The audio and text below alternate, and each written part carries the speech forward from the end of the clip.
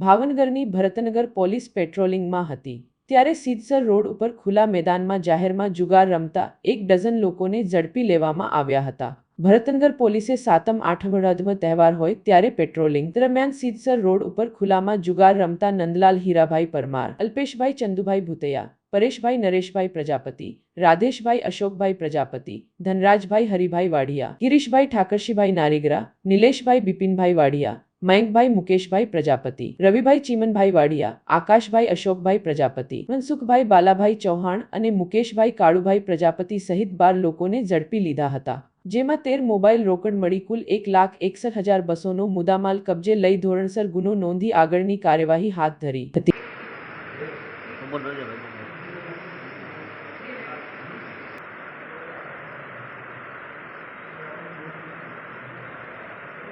મારે હેઠા આવવું પડશે।